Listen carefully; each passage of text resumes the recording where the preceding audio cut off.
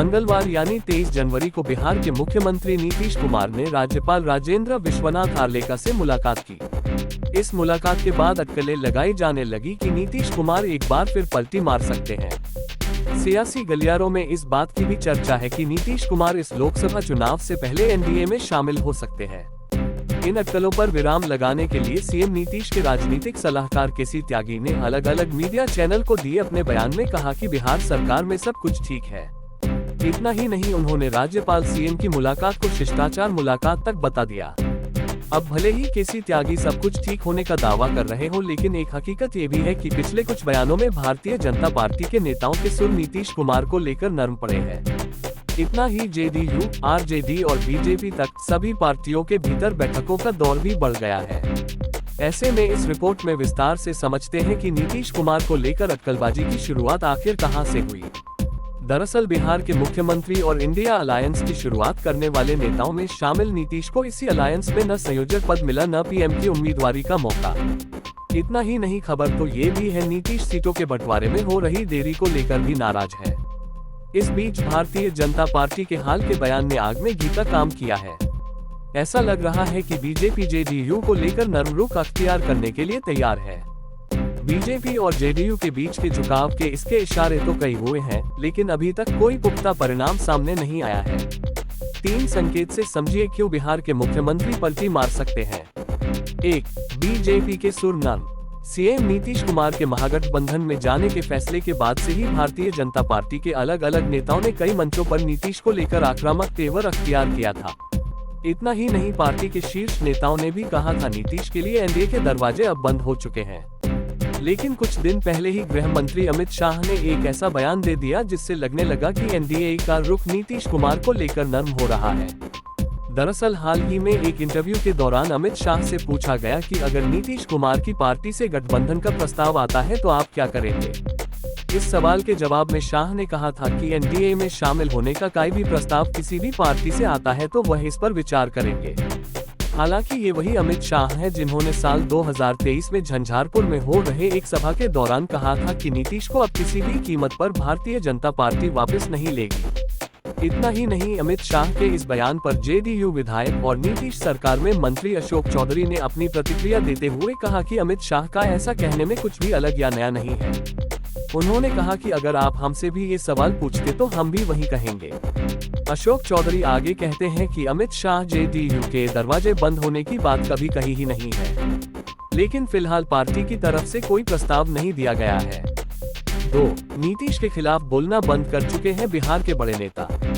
नीतीश कुमार के महागठबंधन में शामिल होने के फैसले के बाद से ही भारतीय जनता पार्टी के नेताओं ने उन पर जमकर निशाना साधना शुरू कर दिया था है। लेकिन पिछले कुछ दिनों में बीजेपी नेताओं ने नीतीश को लेकर कोई भी विवादित या बड़ा बयान नहीं दिया है। इतना ही नहीं, जेडीयू की कमान संभालने के बाद से नीतीश कुमार के तेवर भी एनडीए के प्रति नरम हुए हैं। ताजा उदाहरण कर्पूरी ठाकुर को भारत रत्न मिलने के ऐलान पर सीएम नीतीश कुमार का रिएक्शन ही ले लीजिए। केंद्र की ओर से कर्पूरी ठाकुर को भारत रत्न देने की घोषणा पर मुख्यमंत्री नीतीश कुमार ने 2 ट्वीट किया। पहला ट्वीट 23 जनवरी को 9:13 PM पर किया गया। इस ट्वीट के करीब 1 घंटे बाद ही उन्होंने एक और ट्वीट किया और पिछले ट्वीट को डिलीट कर दिया। दोनों ट्वीट में सब कुछ लगभग एक जैसा ही लिखा हुआ है। बस दूसरे ट्वीट में उन्होंने कर्पूरी ठाकुर जी को देश का सर्वोच्च सम्मान भारत रत्न दिया जाने के ऐलान के लिए प्रधानमंत्री नरेंद्र मोदी को धन्यवाद कहा है। इतना ही नहीं, इस ऐलान के बाद नीतीश कुमार ने प्रधानमंत्री मोदी का पटना की रैली में भी धन्यवाद किया। ऐसा करना उनका बीजेपी के प्रति नरम रुख अपनाने का एक तरीका माना जा रहा है। इतना ही नहीं, नीतीश कुमार जिन 2 नेताओं की सलाह को मानते हुए महागठबंधन का हिस्सा बने थे, उनमें से एक यानी ललन सिंह को उन्होंने जेडीयू अध्यक्ष के पद से हटा दिया गया है। 3. इंडिया गठबंधन में सब कुछ धर्रे पर नहीं है। बिहार के मुख्यमंत्री और इंडिया गठबंधन के सूत्रधार की भूमिका में रहे नीतीश कुमार फिलहाल अपने ही गठबंधन से नाराज चल रहे हैं। जिस विपक्षी गठबंधन को आकार देने के लिए बिहार के मुख्यमंत्री नीतीश कुमार ने बंगाल से तमिलनाडु एक कर दिया, उसी गठबंधन में न तो उन्हें पीएम उम्मीदवार का मिल रहा है और न ही संयोजक का पद। उनकी नाराजगी का एक कारण सीट बंटवारे में हो रही देर मानी जा रही है। दरअसल नीतीश ने पिछले साल ही अगस्त के महीने में कहा था लोकसभा चुनाव को केंद्र वाले समय से पहले करा सकते हैं। लेकिन अब तक पार्टी में सीट के बंटवारे को लेकर कोई खास समन्वय बनता नजर नहीं आ रहा है। इससे पहले भी जून के महीने में ग्रामीण विभाग की योजनाओं की समीक्षा बैठक के दौरान उन्होंने कहा था, चुनाव की तारीख का कोई ठिकाना नहीं है, हम तो शुरू से ही कह रहे हैं और जल्दी कीजिए। आरजेडी और जेडीयू में बड़ी तल्खी। 2025 में बिहार में होने विधानसभा चुनाव तेजस्वी यादव के नेतृत्व में लड़ा जाएगा। उन्होंने खुद ही इस बात का ऐलान कर दिया है।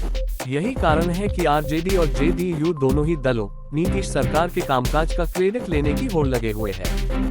अब भले ही तेजस्वी नीतीश से मुलाकात की तस्वीर साझा कर ऑल इज वेल का संदेश देने की कोशिश कर रहे हैं, लेकिन कर्पूरी ठाकुर की जयंती के दिन दोनों पार्टियों के बीच का मतभेद सामने आ ही गया। दरअसल मंगलवार को पटना के वेटनरी कॉलेज मैदान में सीएम नीतीश कुमार जेडीयू की ओर से आयोजित कर्पूरी ठाकुर के जन्म शताब्दी समारोह में शामिल हुए थे। इस दौरान उन्होंने बड़ा बयान दे दिया। नीतीश ने कहा कि बहुत लोग अपने परिवार को ही बढ़ाते हैं, कर्पूरी ठाकुर से सीख लेकर हमने भी अपने परिवार को आगे नहीं बढ़ाया। कौन क्या बोलता है इससे कोई फर्क नहीं पड़ता। अब नीतीश का ये बयान तेजस्वी और लालू यादव से जोड़कर देखा जा रहा है। क्या बीजेपी को सॉफ्ट सिग्नल दे रहे हैं नीतीश?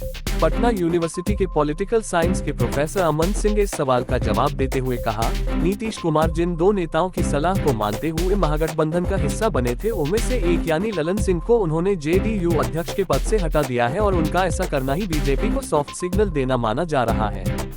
नीतीश के ऐसा करने के कई कारण। ऐसे समझिए कि अगर नीतीश महागठबंधन का ही हिस्सा रहते हैं तो उन्हें यहाँ प्रधानमंत्री की कुर्सी तो मिलेगी नहीं। इसके बाद साल 2025 में बिहार में विधानसभा चुनाव के बाद सत्ता मिलने के बाद भी मुख्यमंत्री की सीएम की कुर्सी जानी तय है, क्योंकि तेजस्वी के खुद ही अपने नेतृत्व में विधानसभा चुनाव लड़ने का ऐलान किया है। वहीं दूसरी तरफ फिलहाल भारतीय जनता पार्टी के पास भी सूबे में कोई बड़ा चेहरा भी नहीं है जिससे नीतीश की सीएम कुर्सी भी सुरक्षित रह सकती है।